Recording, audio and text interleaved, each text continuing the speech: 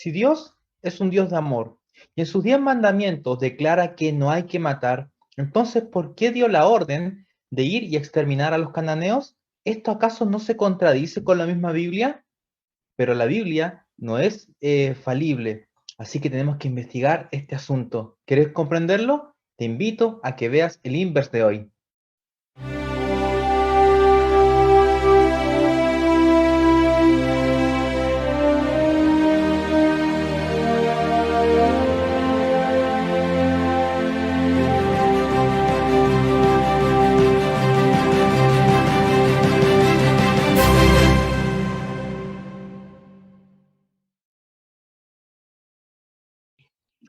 Estás viendo Inverse en Español, un programa de Espacio Joven. Aquí estamos nuevamente, como cada martes, ¿verdad? En vivo, para poder estudiar la lección de escuela sabática. Así que prontamente anda invitando a tus amigos ahí en tus redes sociales, llámalos por teléfono, mándale un WhatsApp a que ya comenzó Inverse e invítalos a que puedan también participar de este hermoso estudio, de este hermoso programa. Muy bien, pero para eso no estoy solo. Aquí hay personas que me van a acompañar a comprender la lección de escuela sabática de esta semana. Y en primer lugar vamos a presentar a nuestra amiga Scarlin. Ya nos acompañó la semana pasada, así que la saludamos con un caluroso saludo. ¿Cómo estás, Scarlin? Muy bien, Jan, gracias nuevamente por la invitación.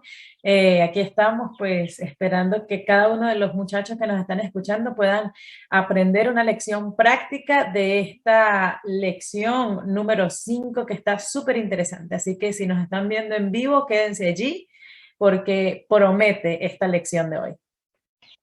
Así es, muchas gracias, Carlin. Tenemos aquí también a nuestro amigo Jefferson Rojas que nos acompañará el día de hoy. Por favor, Jefferson, aquí la gente no te conoce, así que si te puedes presentar un poquito de dónde eres, qué haces, para que te conozcan un poco más. Claro que sí, Jean, muchísimas gracias por la invitación. Y pues bueno, mi nombre es Jefferson Rojas, yo soy colombiano por el acento de una vez mi tonada, ya la identificaron. Soy colombiano, pero actualmente estoy viviendo en Argentina. Estoy estudiando teología acá en la Universidad Adventista del Plata y pues espero que sea de bendición lo que Dios nos ayude a dirigir en esta tarde de estudio, ¿no? Y noche de estudio. Amén, muy bien. Y también tenemos a nuestro pastor Agustín Hermosilla, él ya nos ha acompañado en otras ocasiones anteriores, nos acompañó la semana pasada, así que un gusto también saludarlo, pastor. ¿Cómo se encuentra? Muy bien, Jan, muchas gracias nuevamente a ustedes por la invitación y un saludo especial a cada uno de los jóvenes que están viendo, ¿cierto?, la transmisión. Recuerden ir dejando sus preguntas también para ir respondiendo al final. Y bueno, es un gusto estar nuevamente con ustedes y esperamos, Señor, que el Señor nos use poderosamente para clarificar un poco esta lección tan importante, es la lección 5. Así es, muy bien. Pastor, no lo vamos a soltar todavía. Vamos a pedirle por favor que nos dirija una palabra de oración para que sea el Señor quien nos guíe en esta lección de escuela sabática, sea Él quien nos instruya en este tema que es quizás un poquito tan complejo, que es acerca de qué hacemos con los cananeos. Por favor. Amén. Vamos a orar. Padre amado, a esta hora estamos reunidos ante tu santa y divina presencia, junto a Jefferson, junto a Scarlin, junto a Jan y junto a Yerick, para llevar esta lección hacia quienes la necesitan escuchar. Y como sabemos que hay corazones que necesitan escuchar de ti, también necesitamos que nos uses para poder hablar conforme a tu santa y divina voluntad. Que sea tu espíritu dirigiéndonos en cada palabra que hablemos y que todo lo que hagamos, Señor, sea para honra y gloria tuya. Te invitamos, no por nuestros méritos, sino por la sangre de Cristo Jesús. Amén.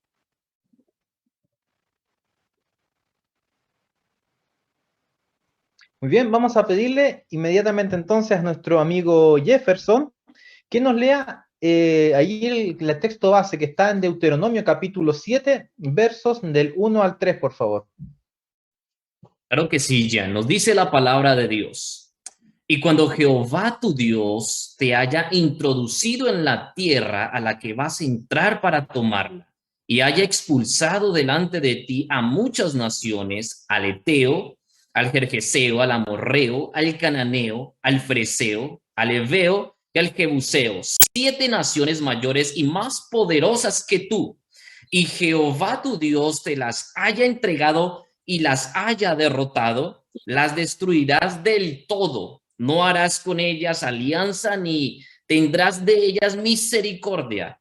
No emparentarás con ellas, no darás tu hija a su hijo, ni tomarás su hija para tu hijo. Muy bien. No sé si han escuchado hace poquito, el 12 de octubre, se llenó las redes sociales de España tiene que pedirle perdón a América por el genocidio que hizo. ¿Y saben qué? Últimamente también se ha escuchado esto acerca de Dios, como que Dios debería pedirle perdón a los cananeos por enviar a matar y destruir completamente a estas naciones. ¿De qué manera el gran conflicto, el tema que nosotros manejamos como adventistas, nos ayuda a entender este supuesto crimen de lesa humanidad o este genocidio contra aquellos pueblos en esa región? Bueno, Jan, quiero comenzar, ¿cierto?, con un texto del Espíritu de Profecía. Y dice lo siguiente: es imposible explicar el origen del pecado y dar razón de su existencia. Sin embargo, se puede comprender suficientemente lo que atañe al origen y a la disposición final del pecado, para hacer enteramente manifiesta la justicia y la benevolencia de Dios en su modo de proceder contra todo mal. Nada se enseña con mayor claridad en las Sagradas Escrituras que el hecho de que Dios no fue nada responsable de la introducción del pecado en el mundo y de que no hubo retención arbitraria de la gracia de Dios, ni error alguno en el gobierno divino que diera lugar a la rebelión. El pecado es un intruso y no hay razón que pueda explicar su presencia. Es algo misterioso e inexplicable. Excusarlo equivaldría a defenderlo. Si se pudiera encontrar alguna excusa en su favor o señalar la causa de su existencia, dejaría de ser pecado. La única definición del pecado es la palabra de Dios. El pecado es la transgresión de la ley. Primera de Juan, capítulo 3, versículo 4. Esto, cierto, nos da la introducción a la pregunta que tú nos haces. Esta pregunta, cierto, que habla acerca de por qué Dios tuvo que destruir estas naciones. ¿Por qué Dios cometió genocidio, cierto? Y cuando nosotros hablamos de ello, nosotros tenemos que saber que Dios, en primer lugar, es un Dios de misericordia, es un Dios de amor. No es un Dios tirano, que es el Dios que Satanás quiere presentarnos.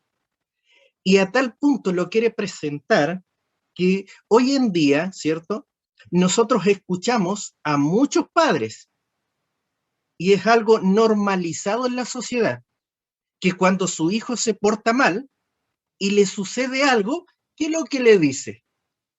La Scarlett se ríe, ¿cierto? Castigo divino.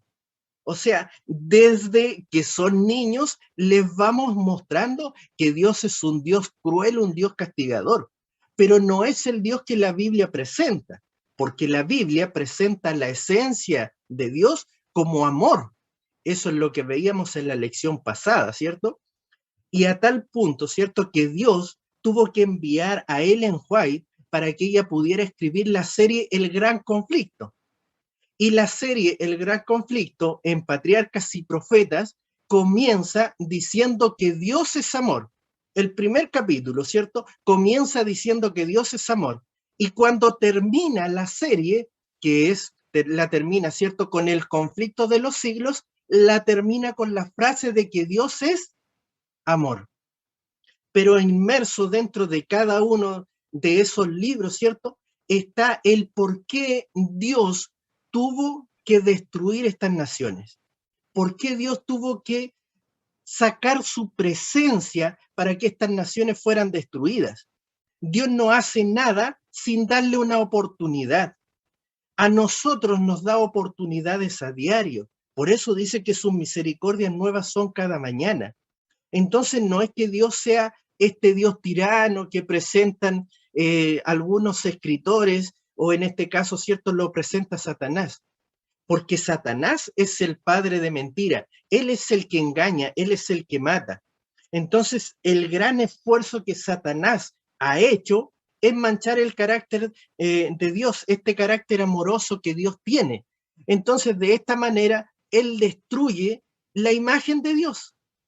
A tal punto, ¿cierto?, que cuando entra el pecado en este mundo, lo primero que dice Génesis capítulo 5, versículo 3, es que Adán ahora concibió un hijo a su imagen y a su semejanza. Ya no era a imagen divina como lo dice Génesis 1, sino imagen y semejanza ¿de quién? De Adán. Entonces, en esta rebelión contra el Creador, en este conflicto cósmico, ¿cierto?, contra el Creador, lo quiere presentar como alguien destructivo, como alguien malvado. Por eso, ¿cierto?, cuando nosotros queremos trazar la línea de a dónde viene el problema de que se tilde a Dios como un Dios castigador, como un Dios cruel, como un Dios que comete genocidio, nosotros debemos ir ¿a dónde? Al corazón de Satanás. Y desde el corazón de Satanás, nosotros vemos en Ezequiel 28, 17, ¿cierto?, que nos habla de que se enalteció su corazón, dice, a causa de su hermosura, se enorgulleció. Entonces, en esta rebelión contra Dios, Satanás, ¿qué es lo que hace? Tildar a Dios como un Dios malvado. Lo mismo que hizo con los ángeles, ahora lo está haciendo con la humanidad. O sea, no quiere que el carácter de Dios sea reflejado en la humanidad. Por eso, ¿cierto?, cuando la Biblia muestra, desde el comienzo, muestra que el problema de el tildar a Dios de esta forma es un problema de la humanidad, porque cada frase que Dios muestra en las Escrituras con relación al ser humano es una frase de amor, es una frase de cuidado, a tal punto, mira, que en Salmos capítulo 45, versículos 6 y 7 dice: tu trono, Dios, es eterno y para siempre. Centro de justicia es el cetro de tu reino. Has amado la justicia, pero aquí viene lo importante. ¿Qué es lo que aborrece? ¿Qué es lo que aborrece Dios? La maldad. Entonces, Jesús viene a esta tierra, ¿cierto?, para vindicar este carácter de Dios, este carácter que había estado distorsionado, ahora viene para mostrarnos cuál es el verdadero Dios, el Dios que nos ama y tiene cuidado de nosotros. Mira, yo podría decir en este momento amén y cerramos la pregunta, pero vamos yo sé que ahí Jefferson tiene que estar diciendo, concha, me tocó de tercero aquí responder y ya están diciendo casi todo, pero mira, es interesante porque debemos recordar lo siguiente: el gran conflicto o el tema del gran conflicto consiste en que esa lucha entre el bien y el mal desde el principio. Debemos entender que nuestro Dios aborrece el pecado, y siempre lo hemos escuchado, mas no al pecador. Lo que me gusta de esta lección es que puedo ver a un Dios que no tiene preferencias, a un Dios que no tiene esa inclinación al pueblo de Israel porque ellos habían sido elegidos y a los cananeos no, entonces a esto lo vamos a destruir. No, tuvieron casi 400 años de oportunidad para ellos poder arrepentirse. Incluso muchos cananeos llegaron a formar parte del pueblo de Dios en el momento de que ellos se arrepintieron. El Señor no tenía nada en contra de la nación como tal, porque muchas personas con esa nacionalidad, podemos decirlo, se salvaron, sino en contra del pecado. Y yo quiero, al igual que el pastor, mencionar un texto que a mí me llama mucho la atención y es Éxodo 34, 6 y 7.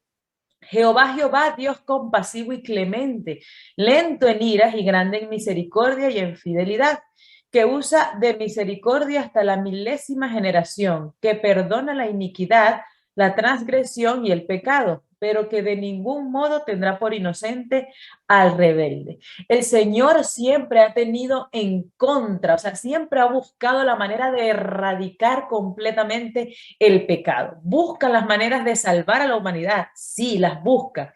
Advierte también a la humanidad acerca de las consecuencias terribles que trae el pecado, pero su intención es erradicar el pecado. Mire, tan serio es este asunto, tan comprometido está nuestro Dios con este asunto de erradicar el pecado de manera completa, que yo los quiero invitar a que puedan buscar Romanos 8:32 cuando tenga oportunidad, y fíjense lo que dice: el que no escatimó ni a su propio Hijo, sino que lo entregó por todos nosotros, ¿cómo no hará también con él todas las cosas?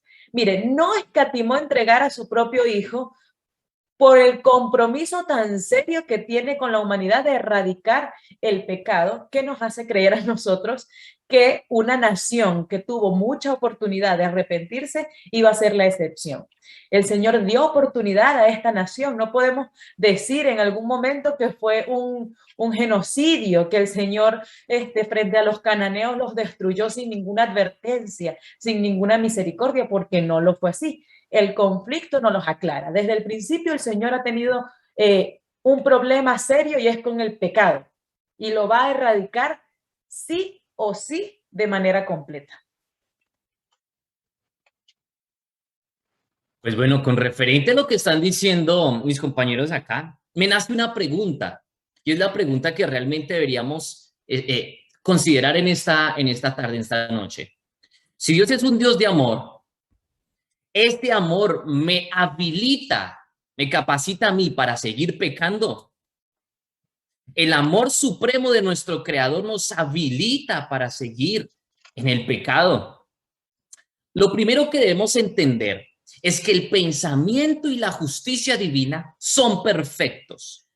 Así como lo afirma su palabra, Deuteronomio capítulo 32, versículo 4, nos dice: Él es nuestra roca y su obra es perfecta. Todos sus caminos son de justicia. Él es el Dios de la verdad, justo y recto. En él no hay ninguna maldad. Así que cualquier otro pensamiento que contradiga o desvirtúe la palabra de Dios debe ser tomado como anatema, conforme lo dice Gálatas 1:8. Ya con esto nos bastaría para aceptar por fe la justicia de Dios en nuestro mundo caído.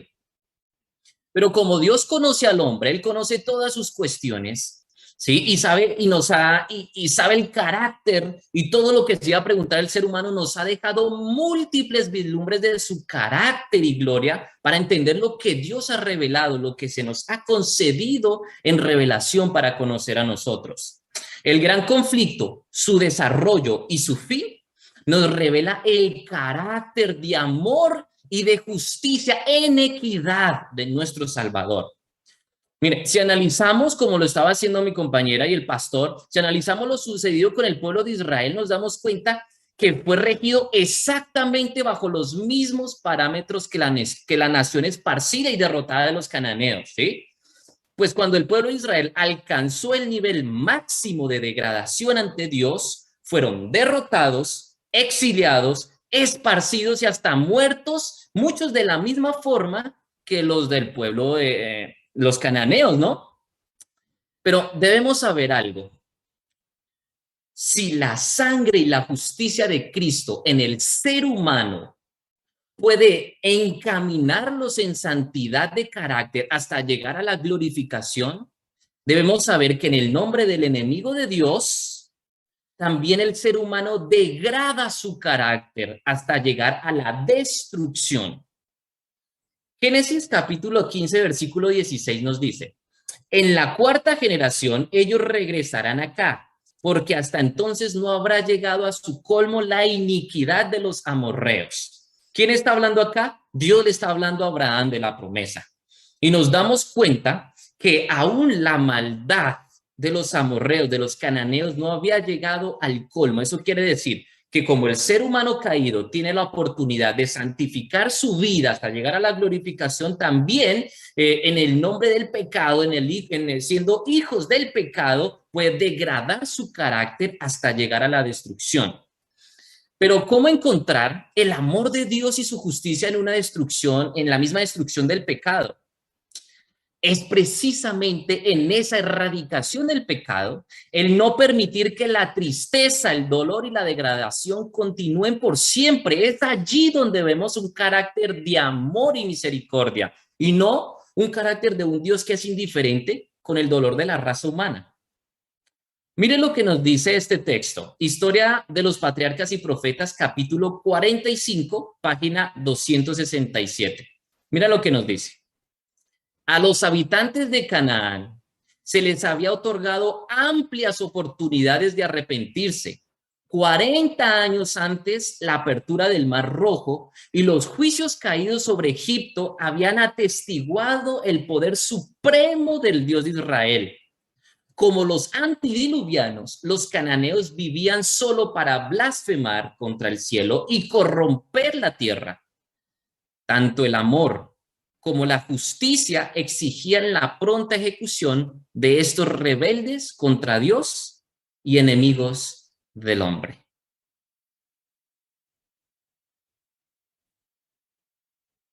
Yo quiero leer una cita que estaba buscando recién. Está aquí en Joya de los Testimonios, tomo 2, página 63, bastante corta. Dice, con infalible exactitud, el Ser Infinito sigue llevando una cuenta con todas las naciones, mientras ofrece su misericordia con invitaciones al arrepentimiento. Esta cuenta permanece abierta, pero cuando las cifras llegan a cierta cantidad que Dios ha fijado, comienza el ministerio de su ira.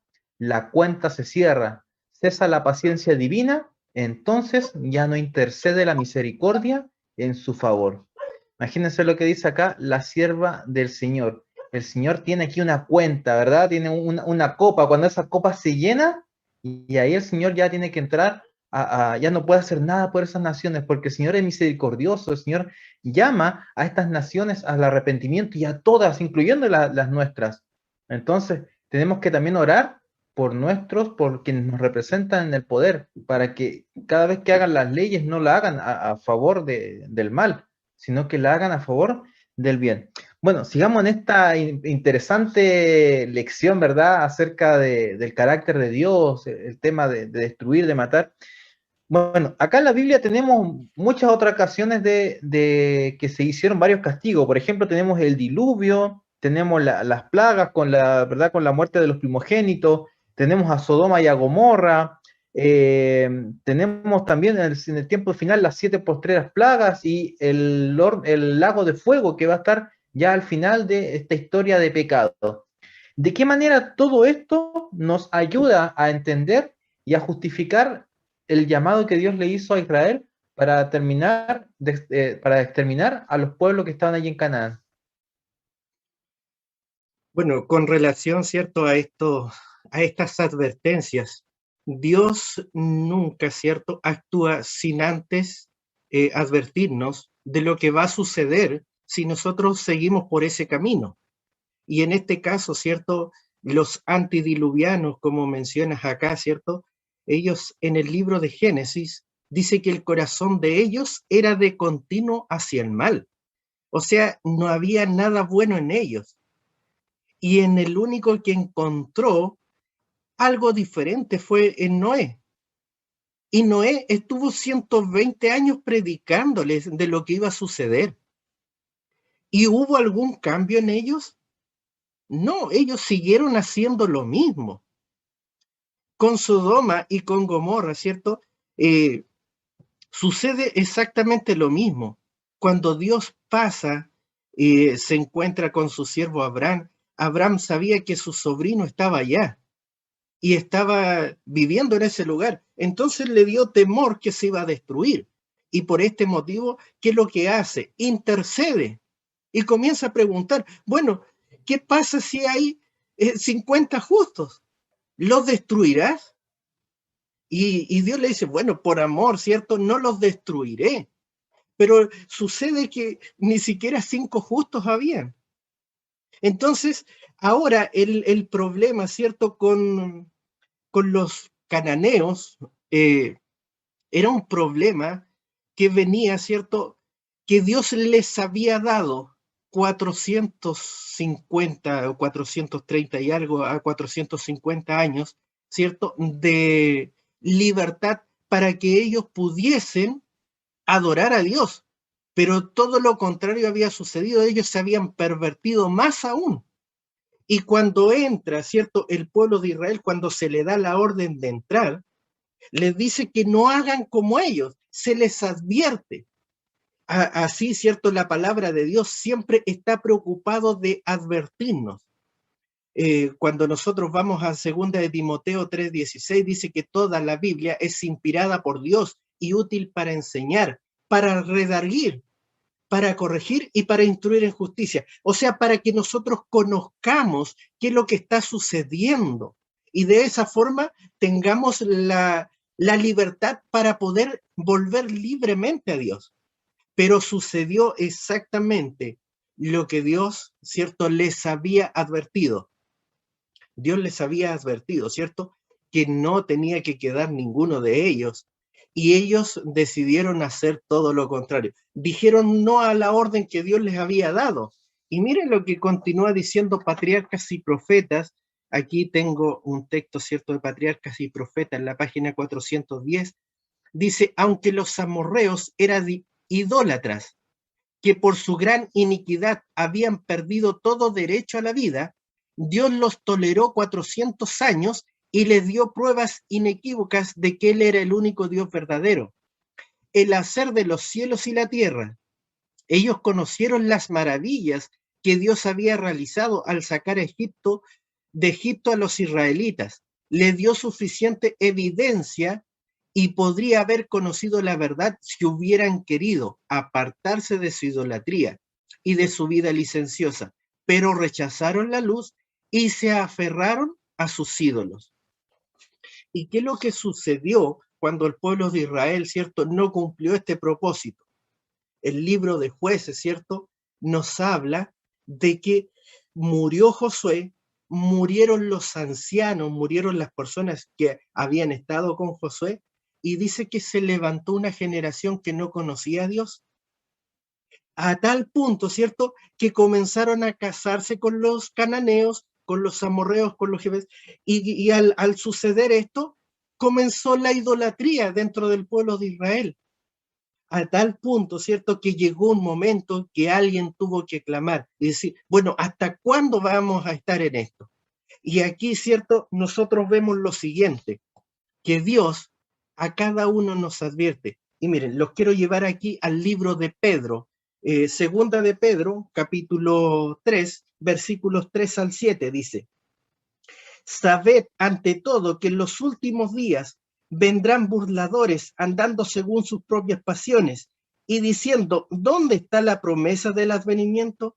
Porque desde el día que los padres durmieron, todas las cosas permanecen así como desde el principio de la creación. Estos ignoran voluntariamente que el tiempo antiguo fueron hechos por la palabra de Dios y los cielos y también la tierra, que proviene del agua y por el agua subsisten, por lo cual el mundo de entonces pereció anegado en agua, pero los cielos y la tierra existen ahora, están reservados por la misma palabra, guardados para el fuego en el día del juicio y la perdición de los hombres impíos. O sea, viene un día del juicio, ¿cierto? Al igual que en el día del diluvio, ¿cierto? Con Sodoma y con Gomorra, ¿cierto? Va a venir el día del juicio. Y eso nosotros tenemos que saber que a los cananeos, ¿cierto? Como mencionabas aquí en Deuteronomio 7, a ellos también se les dio la posibilidad. Al igual que a muchos de los que yo creo que nos están escuchando, Dios les sigue dando oportunidades. ¿Para qué? Para que se vuelvan a Dios, para que tomen conciencia de lo que están haciendo. Por eso Josué hace el llamado. Escoge, dice, hoy, ¿a quién vas a servir? Pero yo y mi casa serviremos a Jehová. Dios nos está diciendo que nosotros tenemos que tomar decisiones importantes en nuestra vida para que no nos suceda exactamente lo que sucedió con estas naciones paganas. ¿Cómo explicarle eso a un muchacho que quizá vaya entrando a la iglesia, que vaya conociendo apenas del amor de Dios, que apenas se vaya enamorando de Jesús y se encuentra entonces con el libro de Éxodo, de Deuteronomio, donde hay bastante destrucciones de naciones? Por eso, aunque podemos estar de acuerdo en que no hay manera de justificar o de querer, o mejor dicho, de creer que podemos justificar lo que el Señor hizo, porque no tenemos derecho a eso, hay una manera ética de poder hacerlo y es a través de todas estas historias que podemos encontrar en la Biblia. La advertencia que el Señor le daba a estos pueblos antes lo permite éticamente decir, yo lo advertí. Está también la historia del pueblo de Nínive, en la que pudo haber terminado como cualquier otra historia, como la de los cananeos, como cualquier otra historia de destrucción completa. Pero el Señor, al igual que con los cananeos, también a este pueblo les permitió la oportunidad de arrepentirse. Y ellos sí tomaron esa oportunidad. Mire, este pueblo había visto ya muchas obras poderosas de parte de Dios. Había visto cómo el Señor había librado al pueblo de Israel de la esclavitud. Había visto cómo el Señor había hecho que el pueblo de Israel cruzara el mar. A través de las plagas trató entonces de también convencer el corazón del faraón, pero las mismas escrituras dicen que no, que ese corazón pues se endurecía más y más cada día.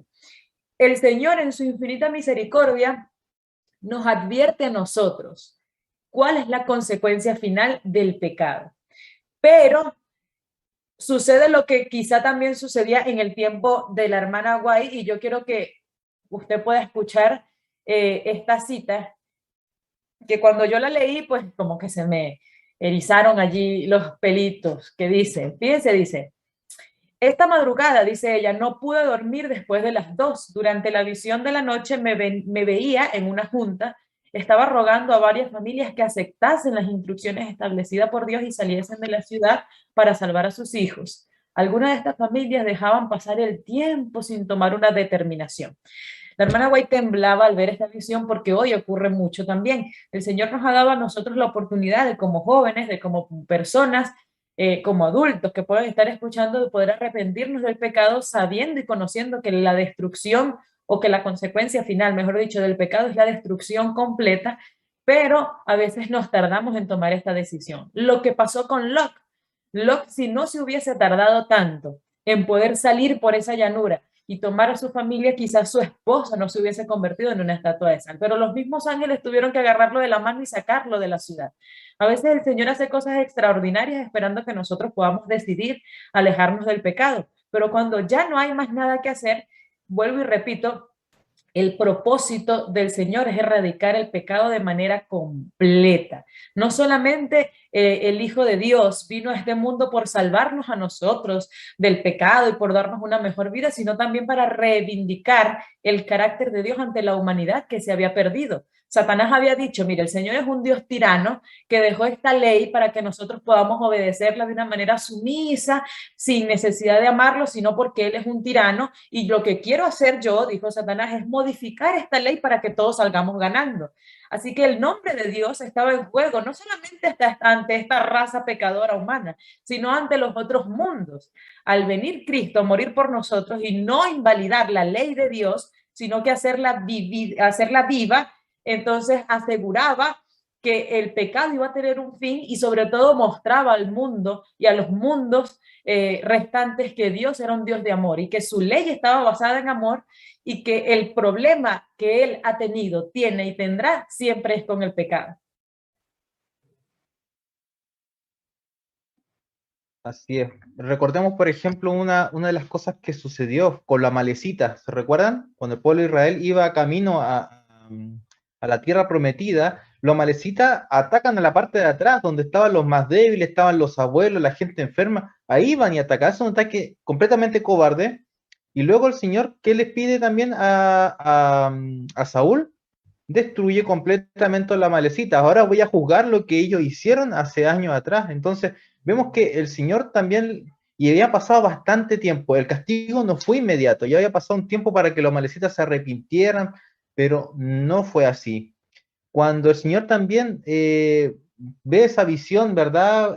Afuera, en el Monte Carmelo, de Israel destruyéndose, tampoco inmediatamente apenas condenan a Jesús a la muerte, dicen que su sangre caiga sobre nosotros, no viene inmediatamente el castigo. Pasan 40 años, estas generaciones, ¿verdad? Y ahí, ¿qué es lo que hace el Señor? Recién viene a través de Tito y destruye Jerusalén. Así también con Nabucodonosor. Entonces, Dios no es que tenga un pueblo favorito y Israel sea el favorito. A Israel también le tocó.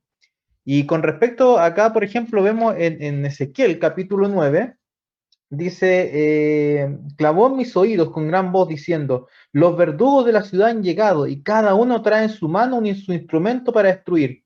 Y he aquí que 6 varones venían del camino de la puerta de arriba, que mira hacia el norte, y cada uno traía en su mano su instrumento para destruir. Y entre ellos había un varón vestido de lino, el cual traía a su cintura un tintero de escribano.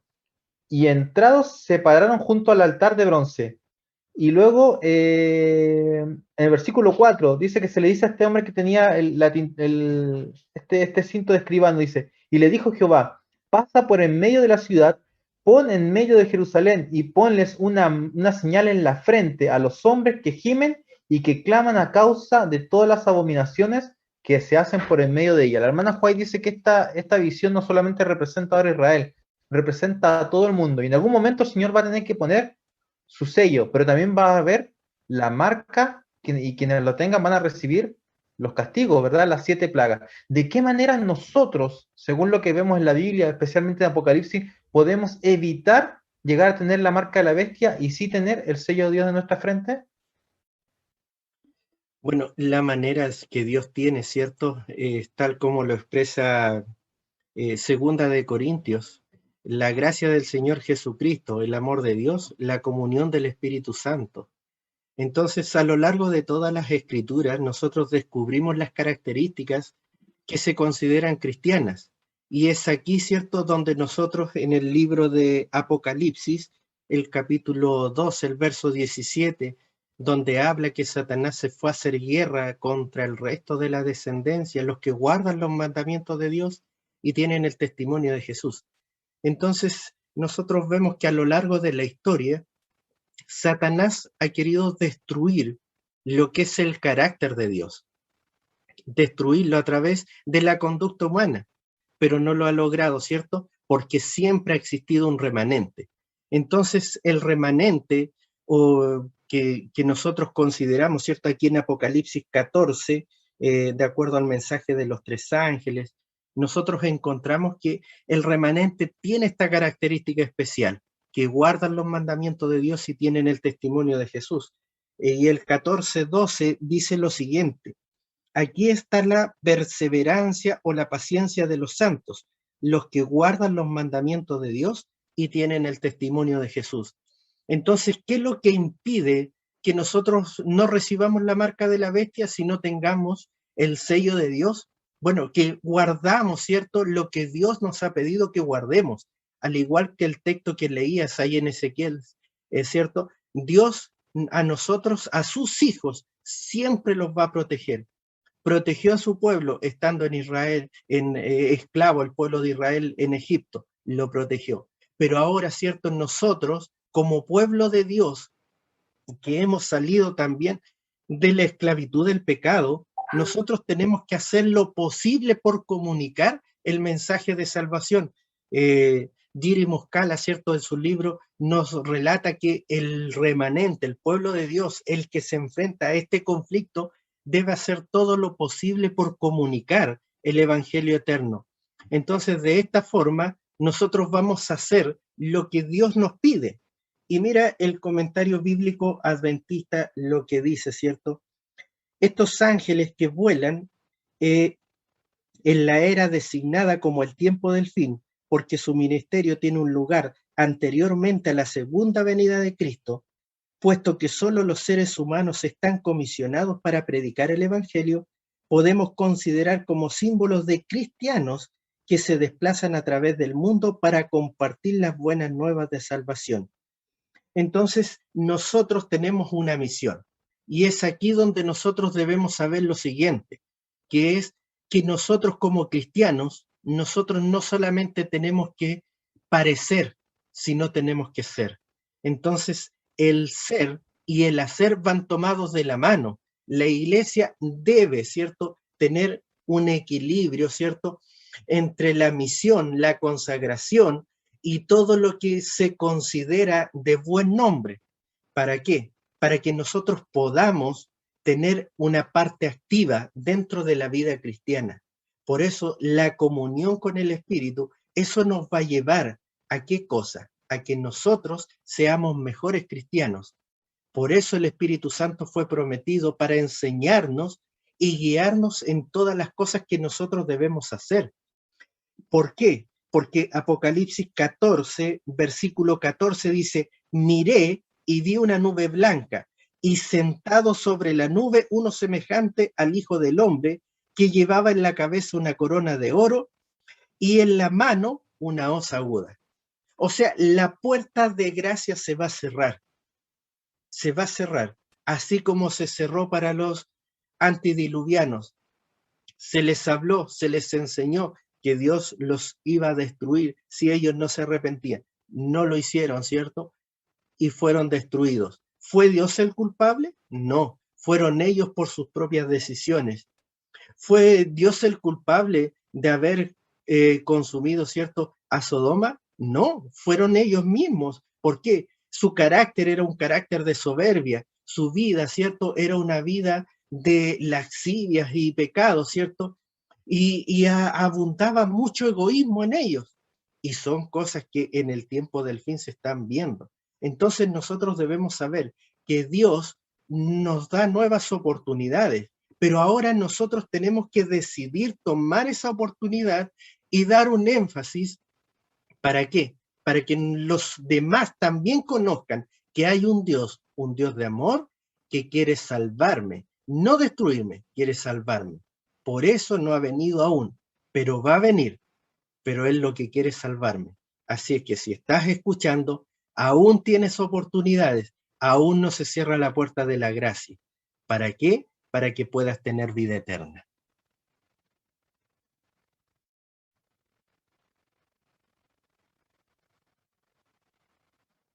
Sí, podríamos decir que el fin de todo discurso podría ser temer a Dios, darle gloria, guardar sus mandamientos, porque eso es el todo del hombre, eso es el todo de nosotros, es lo que nos forma a la imagen y semejanza de Dios, su carácter, su ley, su santa ley. Estos pasajes de Apocalipsis 12 y 14 entregan en las manos del pueblo remanente de Dios la clave del éxito personal e intransferible de cada santo que aspire a encontrarse con Dios sin velo, encontrarse de nuevo con su Creador, unidos de nuevo con nuestro Dios. Otra vez, ¿sí? Dios honrará a todos los que lo amaron, aquellos que por amor le obedecieron, Una generación, escúchenme bien, jóvenes allá en Chile, una generación que no dobla las rodillas ante Baal, una generación que no se compra ni se vende, una generación que le dará la gloria a Dios en todos sus frutos, y lo vemos en el mensaje triangélico. Temed a Dios y dadle gloria. ¿Cómo le damos gloria a Dios? ¿Cómo le damos gloria a Dios? En cada fruto, por sus frutos lo conoceréis, y la gloria sea para hasta mismo Señor Jesús hizo la voluntad del Padre, y cuando Jesús sanaba, las personas no honraban el nombre de un ser humano, sino decían gloria eterna a Dios. Que tu vida, que tus pensamientos, que tu forma de interactuar con las personas revelen que Jesús está contigo, que eres una persona nueva en Cristo Jesús, un remanente que llama al pecado por su nombre, un remanente que pueda estar de pie ante el fuego consumidor, un remanente que ha lavado y que ha emblanquecido sus ropas en la sangre del Cordero. El verso que leímos al inicio de Deuteronomio 7, 7 al 9. Este verso me gusta mucho porque dice, conoce pues que Jehová tu Dios es Dios. Conoce pues que Jehová tu Dios es Dios. Dios fiel, que guarda el pacto de la misericordia a los que aman y guardan sus mandamientos hasta 1000 generaciones. Nuestro eterno Dios nos ha otorgado todo, todo para vencer el pecado. ¿Cuál es tu decisión pues hoy? Cada uno de nosotros daremos cuentas ante el tribunal de Dios lo que hayamos hecho, hablado y actuado. Pero tenemos un abogado que también nos defiende y que nos otorga ese poder de perdonador, pero también ese poder transformador y ese poder para vencer el pecado. La única manera de no poder entonces recibir de la ira de nuestro Dios es haciendo pues estas características que decía claramente Apocalipsis 12 y Apocalipsis 14, los que guardan los mandamientos de Dios. Ahora, fíjense algo, el capítulo 12, versículo 17 dice, entonces el dragón se llenó de ira contra la mujer y se fue a hacer guerra contra el resto de la descendencia de ella. Sí, vamos a evitar poder tomar de la ira de nuestro Dios, pero eso no va a evitar que el diablo pues se enoje con nosotros y venga a hacer guerra en contra nuestra. Así que en esta tierra, aun cuando usted pueda por amor guardar todos los mandamientos del Señor y protegerse entonces de sufrir de las plagas cuando los ángeles pues desaten entonces los vientos, cuando el Señor venga y que su ira caiga sobre aquellos pecadores, no va a evitar que los males de este mundo pues nos toquen a nosotros también como cristianos, porque recuerde que el diablo va a hacer guerra contra los que guardan los mandamientos de Dios. Pero esa es la única salvaguarda que nosotros podamos tener. Guardar los mandamientos de Dios por amor a Él nos va a permitir entonces protegernos de que la ira de Dios en el tiempo del fin pueda tocarnos. Así es. En el pasaje que estaba leyendo allí en Ezequiel capítulo 8, nos dice que a quienes se les puso, a quienes clamaban, a quienes lloraban por las abominaciones que se hacían en medio de la ciudad. Mi pregunta es, ¿estás clamando? ¿Te molesta? ¿Te hace sentir algo dentro de ti? ¿El pecado, toda la maldad que se hace en este mundo? ¿O no te hace, como dicen, ni fu ni fa? ¿Qué pasa en tu corazón? Porque ahí ese es como una medida que Dios te está diciendo. O sea, si tú ves el pecado, ves la maldad de lo que está pasando y no te hace nada, te hace cosquilla y te es indiferente, ahí hay un problema. Y ahí es donde tienes que ir y a decirle al Señor, Señor, dame un corazón de carne que pueda ver el pecado a través de tus ojos como tú lo ves. Porque mientras no reflejemos el carácter de Cristo, ese sello no va a poder ser puesto en nuestra cabeza. Entonces, la manera en que podemos hacerlo es tomar el carácter de Cristo. ¿Y cómo lo vamos tomando? Como dice toda la escritura, como dice la hermana White, a través de la contemplación, a través de pasar tiempo, a través de la comunión, porque así somos transformados de gloria en gloria. Ahora, ¿qué es lo que entonces, chicos y pastor, por favor, a los jóvenes que están allí, qué tienen que hacer entonces estos jóvenes para estar de pie el día que el Señor venga y no decir a las peñas y a las rocas, caigan encima de nosotros y escóndanos el rostro de aquel, sino que puedan estar firmes, permaneciendo fieles y en pie mientras estén cayendo las plagas, pero ellos incolumes delante de Dios?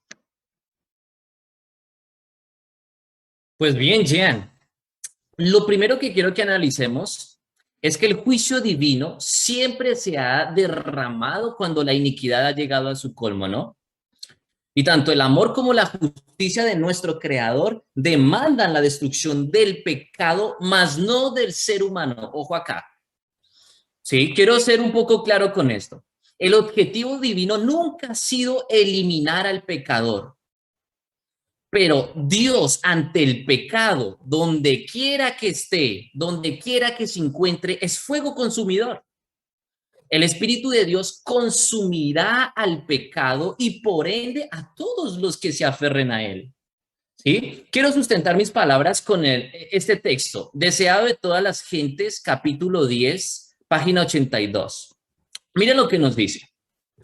Pero si los hombres se aferran al pecado, llegan a identificarse con él, entonces la gloria de Dios que destruye el pecado debe destruirlos a ellos también. En el segundo advenimiento de Cristo, los impíos serán consumidos con el espíritu de su boca y destruidos con el resplandor de su venida. Pero miren esta parte que es muy importante. La luz de la gloria de Dios que imparte vida a los justos matará a los impíos. La luz de la gloria de Dios que imparte vida a los justos matará a los impíos. Miren, esta frase penetraba en mi corazón cuando al estudiar la lección la encontraba y pensaba sobre ella. Y mira lo que dice, la luz de la gloria de Dios que imparte vida a los justos matará a los impíos. Entonces nos damos cuenta que los juicios caerán sobre el pecado y obviamente con todos los que se aferren a él, ¿sí? Pasó con los antediluvianos en Génesis 6:5, ¿no? Lo que veníamos hablando. Pasó con los egipcios en Éxodo 7:14. Pasó con los cananeos en Deuteronomio 7. Pasó con también el pueblo que fue destruido, donde estaba Lot, Sodoma, ¿sí? Y pasó hasta con el mismo pueblo de Israel, segunda de Crónicas 36:5. Y por ende, sucederá en el gran día de Jehová. También sucederá. Pero mire, podemos ver que la destrucción para unos, lo que representa la destrucción para unos en el tiempo del fin, va a representar la vida para otros.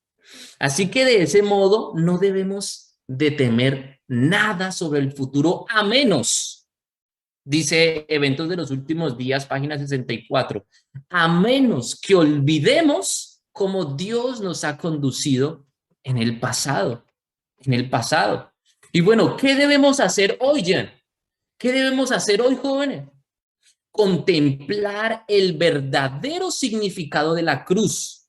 Entender que nuestro Señor no vino solamente a redimirnos, sino que también vino para darnos victoria sobre el pecado.